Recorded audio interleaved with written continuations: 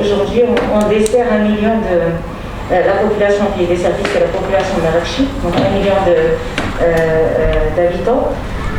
C'est 350 000, 341 000 clients eau potable et un peu plus en électricité. Et l'objectif principal, c'est garantir l'alimentation continue en eau potable. Mais bien évidemment, la Madeira est un distributeur.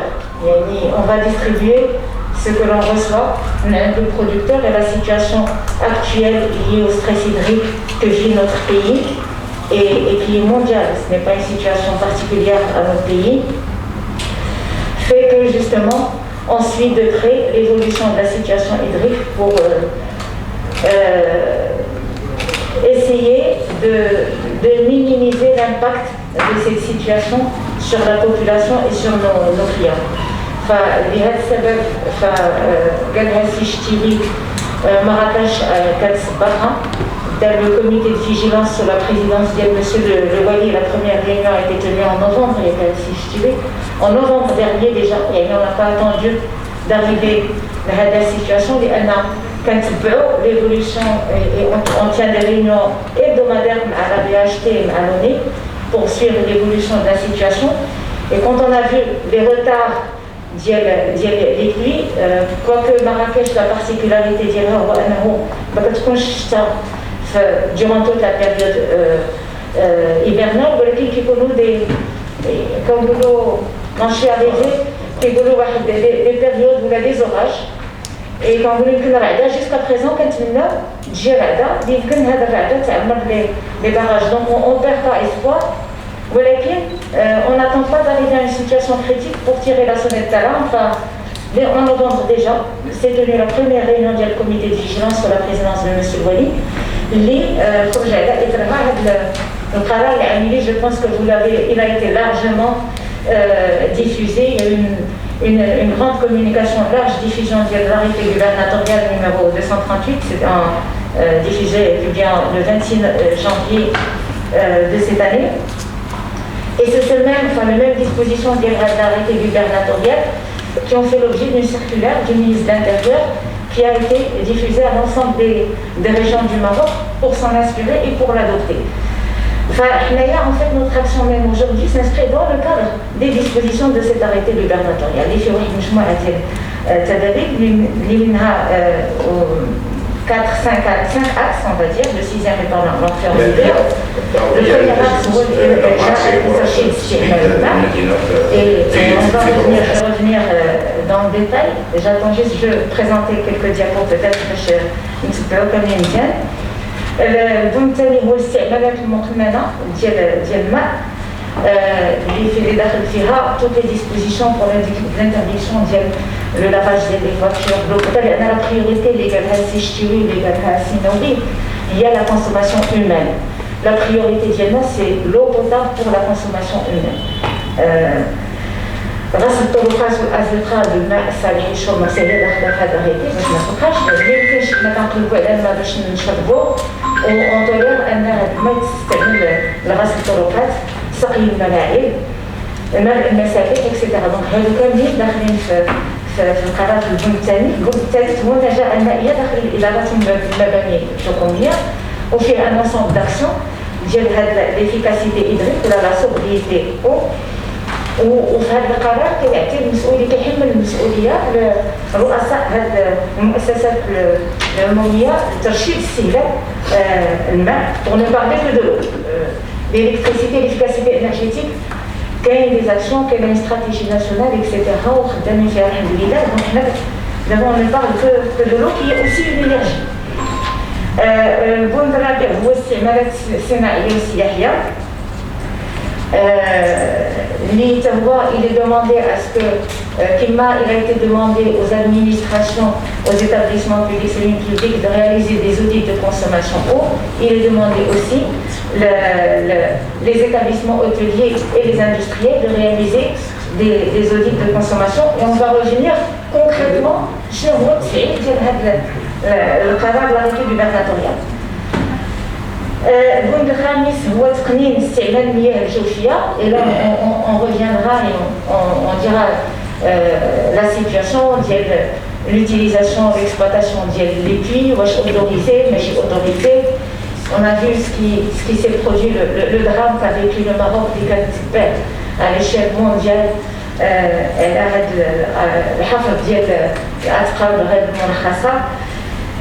donc qui ont fait l'objet de l'arrêté gouvernemental qui a été publié en janvier où il y a un comité de vigilance qui se tient à fréquence régulière pour suivre la mise en œuvre des actions qui sont décidées dans le cadre de cet arrêté. Alors concrètement, la situation elle a été largement présentée, la situation inquiétante.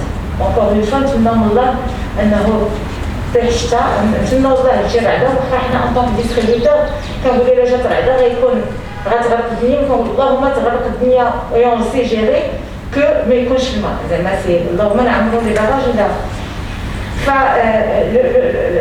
les axes sur lesquels opère la RADEMA pour garantir la continuité de l'alimentation de l'eau potable et pour garantir la mise en œuvre des dispositions objets de l'arrêté, qu'il y a trois axes. Les investissements qui sont réalisés par la régie pour sécuriser l'alimentation de Marrakech. L'axe technique voit l'utilisation de ressources non conventionnelles pour combler le déficit des ressources conventionnelles que sont l'eau potable. Et l'axe CADES voit les actions de rationalisation de l'utilisation et de la consommation d'eau potable. Ranchil chaque axe dans le détail, mais rapidement. La situation qu'a rappelé Sichti, on voit que Marrakech elle était alimentée jusqu'à aujourd'hui à partir du sud. Quand on a fait, et bien sûr, on a le barrage Hassan Ier au Lalata Post et à Port-Mansour, et c'est l'ONE, branche eau, qui nous fournit l'eau potable. Quand on fait le bilan, on fait des projections à long terme sur les besoins de la ville pour pouvoir réaliser les investissements nécessaires pour accompagner le développement de la ville. Quand on fait le bilan des besoins ressources à long terme, mobiliser pour les besoins d'infrastructures, les ressources qui sont disponibles aujourd'hui, nous pouvons répondre aux besoins de Marrakech à horizon 2030. D'où le projet de l'alimentation de Marrakech en Algérie, qui a été anticipé. On ne peut pas dire sur la base de l'infrastructure qui était disponible jusqu'à présent, accompagner et répondre aux besoins de Marrakech à horizon 2030. Et donc c'est la raison pour laquelle l'ONE a réalisé le grand projet de l'adduction de l'alimentation de Marrakech pour un montant légal de 2,5 milliards de dirhams. Et la RADEMA a réalisé toute une infrastructure et continue de réaliser toute une infrastructure pour commencer à alimenter Marrakech, le nord ou le sud. Donc, Marrakech était alimenté du sud vers le nord. D'abord, on va faire une boucle. Et on va du coup sécuriser l'alimentation. On voit les schémas les quelque chose. À chaque chose malheur est beau. Le scénario finalement nous permet de sécuriser l'alimentation de Marrakech. Et c'est un projet qui est. Et donc on a réalisé un réservoir Ramram et Kinfarti Ibrahim. Et il y a toute une infrastructure, un réseau qui est réalisé, qui est en cours de réalisation.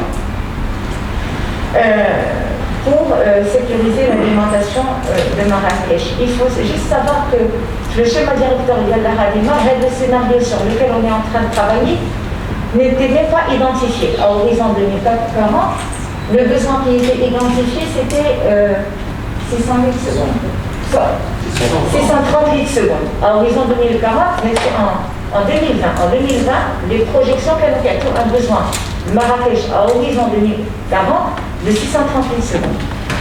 D'abord, en 2022, on doit pouvoir aujourd'hui accueillir chaque 2000 litres secondes. 2000 litres secondes. Il y en a pour vous dire l'évolution de la situation hydrique et c'est ce qui a fait l'objet de le plan d'action d'urgence les il y a une convention l'État sur le plan d'action d'urgence qui a été largement, qui a fait objet d'une large communication par Monsieur le ministre Nizar Baraka. Et la part de la radiation du plan d'action d'urgence voit toute l'infrastructure nécessaire pour un montant de 290 millions de dirhams. Et aujourd'hui, on est en train on a démarré les travaux de réalisation de cette infrastructure. En termes d'investissement, donc on a tous l'axe investissement pour accompagner le développement de Marrakech et pour sécuriser l'alimentation de Marrakech. Le deuxième axe, là aussi, il fait partie du plan d'action d'urgence. Voilà l'utilisation de ressources non conventionnelles. Et on a des ressources non conventionnelles. Aujourd'hui, Marrakech a la chance d'avoir un bijou, je le dis et je pèse mes mots, il y a la steppe de Marrakech qui aujourd'hui permet de la promotion de la réutilisation des eaux usées traitées pour l'irrigation des espaces verts et des golfs. En fait, il y a un amalgame où on se dit, voilà, Marrakech qui a des golfs, c'est une ville semi-aride qui a des golfs. Ce que peut-être beaucoup de citoyens ne savent pas, et c'est là où on a besoin de vous pour nous aider à communiquer largement là-dessus, c'est que tous les golfs sont irrigués uniquement à partir des eaux usées traitées issues de la steppe de Marrakech. Et c'était la condition pour que ces projets-là puissent voir le jour à Marrakech. Et tous les projets golfiques ont contribué à l'investissement. Ils ont tous participé à cet investissement, à la réalisation de cette steppe. Et donc ils ont tous, ils sont localisés, schématisés sur cette carte. Donc tous les projets golfiques sont irrigués à partir des eaux usées. Et aujourd'hui, on a 87 km de réseau de conduite qui sont opérationnels pour l'irrigation de 14 projets golfiques qui sont opérationnels. Il y a 19 conventions signées, mais les projets qui sont aujourd'hui conventionnels ont mal partage, y compris la palmeraie. Alors la palmeraie aussi est irriguée à partir des eaux usées traitées de la steppe. C'est pas le potable qui est utilisé pour l'irrigation de la Et l'avantage de la steppe, c'est qu'à la fois on utilise les eaux usées traitées pour l'irrigation des golfs et des espaces verts de ces projets golfiques, mais on a aussi la valorisation des dérivés, des produits dérivés, c'est des boues qui sont produites à partir de ce procédé de traitement des eaux usées. Les boues aujourd'hui, elles sont séchées.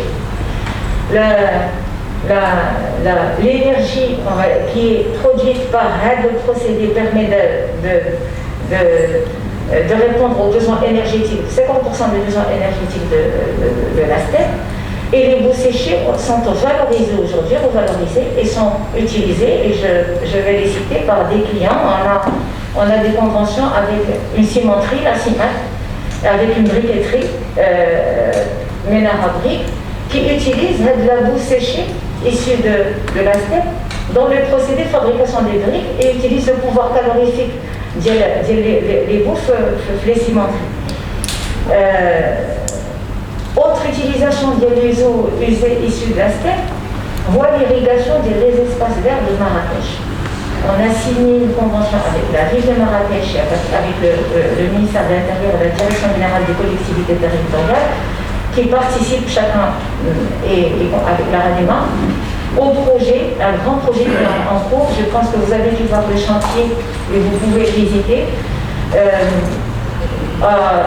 D'ici fin d'année, Inch'Allah, et au plus tard début 2023, l'ensemble des espaces verts de Marrakech sera irrigué par les eaux usées issues de la steppe. 26 espaces verts, 228 hectares d'espaces verts qui vont être irrigués à partir des eaux usées.